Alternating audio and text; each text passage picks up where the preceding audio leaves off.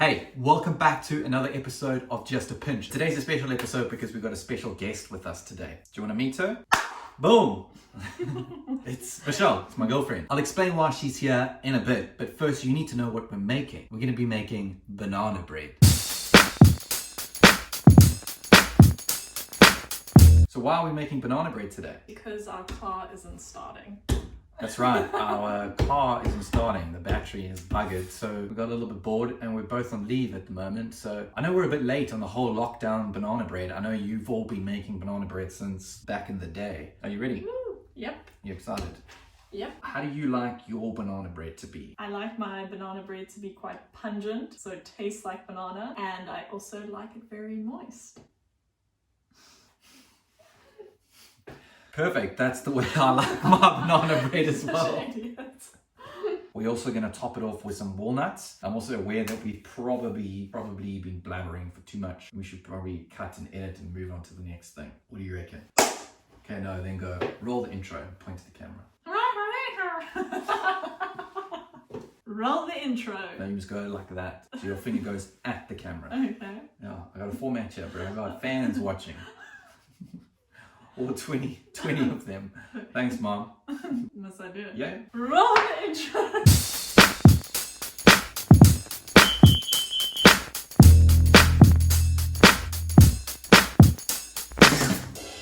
This is not working. So this is what you're gonna need.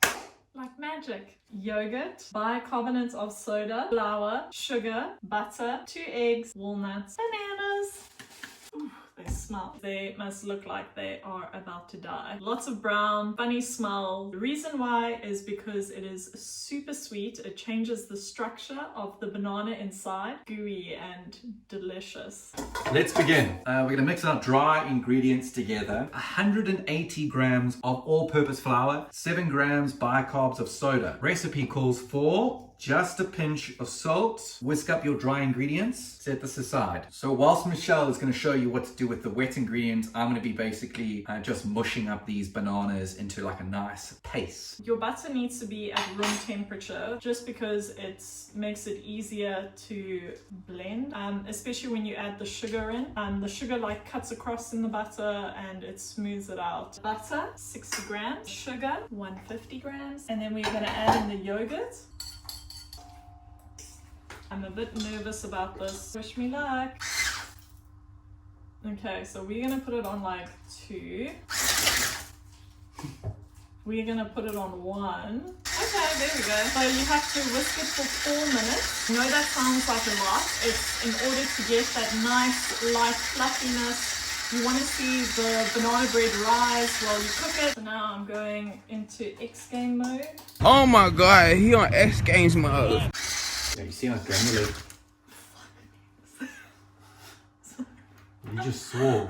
This is a show for kids, families watch this. I'd say that's been 4 minutes. No. Put your finger in there and feel it. Feel how granule that is.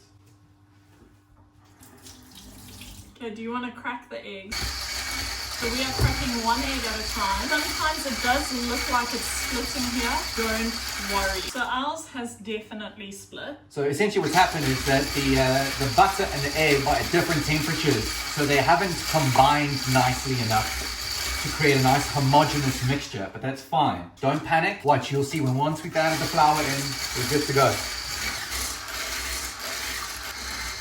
Now you don't want to over-mix your flour because over-mixing it activates all of that gluten, which would make the banana bread really chewy. In fact, let's remove this. So we just mix your flour until it's just combined, and now we go in with the bananas. It's round about now that we can start preheating the oven. You want to get it up to about sort of, let's say 175, 180 degrees Celsius. So we've got ourselves a stiff as fuck bread tin, and we are going to grease proof this guy. Stick of butter and all the way up and down the sides. We are going to cut some baking paper, put inside, and the reason why we do this is because it just helps get the banana bread out of the tin once it's cooked. So we have sides here. We also have other stuff going on, but that's just the way that we like it. We like it to look like it's made at home. Basically created a stretcher for the banana. Hey, Simon here. If If you like this video, well, hit the like button. Even better, hit subscribe. It really does help me. Right, let's get back to the video then, shall we? So we're going to pour our lovely bread batter into our tin. Let him out. He's going to park off over there for a second. You remember banana in pajamas? Bananas in pajamas. are coming down the stairs. So we got raw whole pecan nuts. I'm going to chop these up. You can of course use hazelnuts, walnuts, which is what I thought we bought, which is that's what we discussed beforehand. What did we buy? Walnuts. Yeah. Oh, no. It was at this moment he knew. He fucked up. And we sprinkle these on the top. Now, another little trick that we learned from Bon Appetit.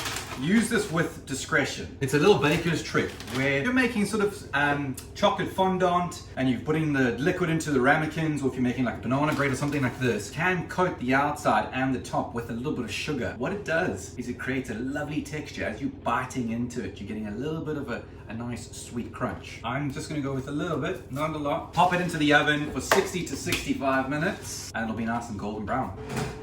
So we'll be back in an hour. That smell. Yeah, you pull it up.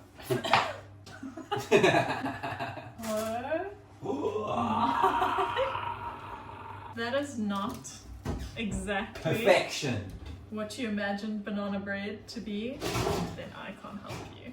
You just have to lift it like that. Ooh. The walnuts on top have gone a little bit toasty. That sugar has gone in quite nicely. It's added the texture. Beautiful browning. Now we're gonna let it cool off, slice them open, have a chow, lockdown, rain, winter, banana bread, cup of tea, lovely. It's time for us to dish up. Michelle likes hers with a little bit of margarine and some cheddar cheese, so we'll do that for her as well. Now the problem is I don't have a serrated knife. I've only got this bad boy, so hopefully it doesn't mess up the bread too much. Oh yeah, we need a serrated knife. Oh yeah. Look at that. It's beautiful. I feel like I'm showing you a steak. See how pink it is in the middle? So let's look at our crumb and critique our work here. Nice, dense crumb structure. Cooked beautifully brown all the way around. You don't have that weird, stodgy layer at the bottom. Smells fantastic. It's falling apart in my hands a little bit. It's super, super moist. Right, here we go. First taste. You know that one friend in the family, or maybe you are that friend in the family, whose mom or aunt has like a killer banana bread recipe and you rash them to make it for you. Like every time you see them, that's what this tastes like.